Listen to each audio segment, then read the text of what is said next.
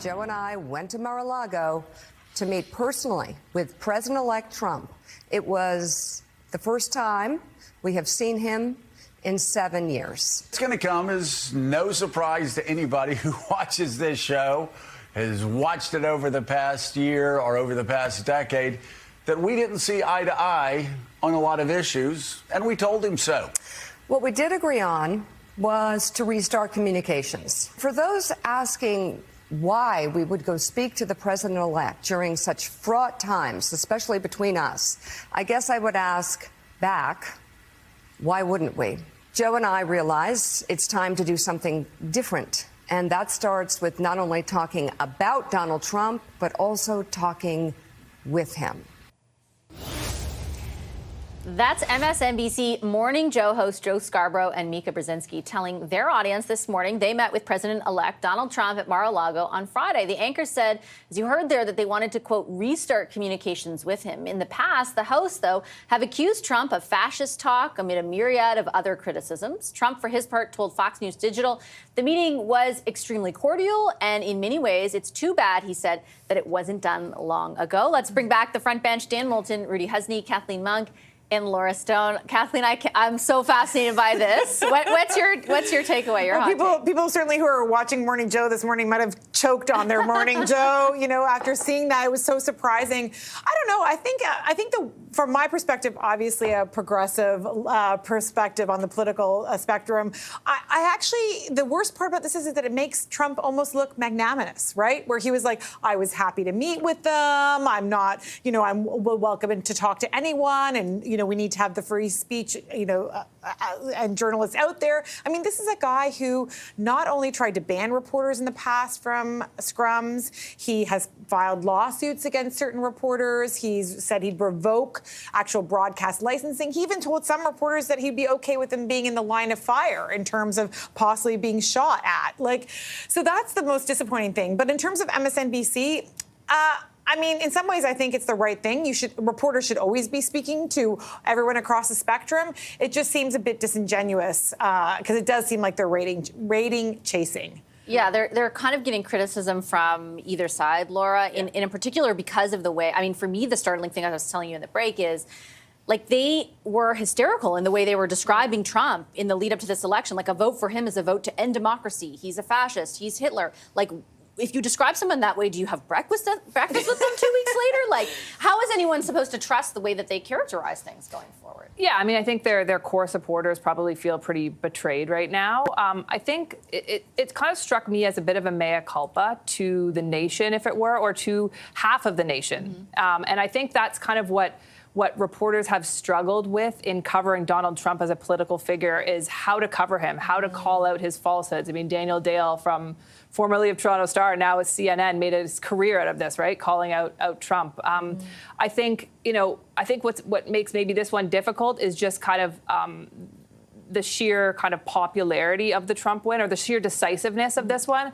Won the popular vote, won Congress, took out Kamala Harris very decisively. And so I think now I don't think you can deny that more than half the country wants him to be president. I don't think that means you can't cover him critically. I don't think that means you can't, talk about his appointments, maybe with a bit of fear or skepticism. But I think maybe that's what's changed here for them is, okay, the country wants him as president, and now we actually have to cover him. We can't just say he's horrible all the time because maybe people don't want to hear that anymore. No, I think that's a very genuine point, Rudy. They didn't really say that, though. I think it could be generously interpreted as a mea culpa, but if maybe they had provided that mea culpa alongside this announcement, it would be a little bit more palatable to people on all sides of the spectrum.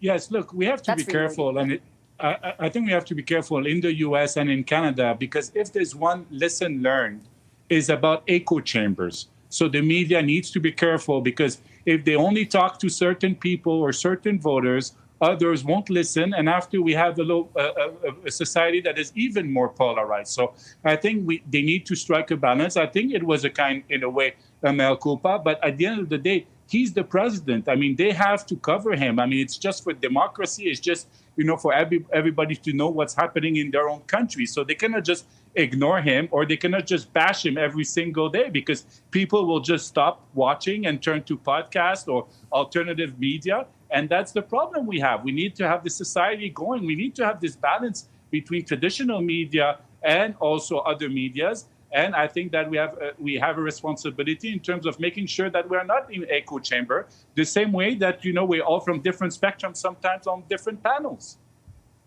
Dan, what do you think about that? Well, I think you're right. If we're going to be really generous here, I think this was an attempt on their part to demonstrate some contrition, some recognition. They were a bit over the top as a program and as an outlet in the lead up to the last election, and acknowledge he's the president and we need to treat him as such. A bit of a mea culpa is the term that we've been throwing around. I think that's pretty generous. What I would say is this is, to me, like Groundhog Day from 2016, in which Trump got elected in a surprise fashion. Everyone was caught off guard after describing him in really extreme terms in that election. And there was a period in which the media thought, okay, well, we're going to have to play on his own terms. We're going to have to cozy up to him. We're going to have to treat him in this really respectful way, and maybe we'll get something in return. Maybe he'll normalize and become more moderate. And that lasted for like maybe, a year or something like that. And then it went back to exactly as it was before, this really dramatic description of him as sort of the end of democracy, and quite a fierce stance on the part of the media. And so I think we're just going through the same cycle again. I think you'll see this continue for a little while until he's in office, until he starts introducing abhorrent policies that everyone sort of expects and predicted. And then they'll go back to the regular sort of lighting their hair on fire every morning to get their audience energized and excited about it, right? That's what their job is. That's what their viewers are showing up to see, and they'll get back to it before not too long. Do you think that's true, Laura, that it's kind of cyclical? Like, I think if the outcome of the election shows one thing, there's got to be like some soul searching in the media. Yeah, I think there's probably, this is more of a time of reflection right now. I mean, he has put in some, I guess you could call them questionable cabinet choices, and you could analyze those. But I do think, there's some soul searching on the part of progressives and Democrats happening in the United States of what went so wrong for them, right? So they're probably going through that right now. And as Dan rightly points out, I'm sure there'll be enough outrage to go around at a later time. But, it's possible they're also just acting out of self-interest and fear right now. Maybe they're worried about their show, about the prospects of their show, about what President Trump might do to the media. I don't know what's going through their minds, but that is possible too. Maybe they're genuinely worried about their own professional futures. I feel like they're pretty rich. They'll be fine. I don't know. The one quick thing I would add is that it's interesting because the Pew Center for Research just released a study out today basically saying that more people are getting their information from friends and family than even from news media anymore. And they actually did a whole deep dive on influencers and their impact. So I think it's not even just the media and politicos doing that kind of like, Democrats doing that inward search, about what went wrong in the campaign. I think media is doing that too. And so maybe this is part of it. Yeah, maybe. We shall see. Okay, thanks, guys. I appreciate the discussion. Dan Moulton, Rudy Husny, Kathleen Mung, and Laura Stone, our front bench this Monday evening. Our takeaway is up next. Stay right there.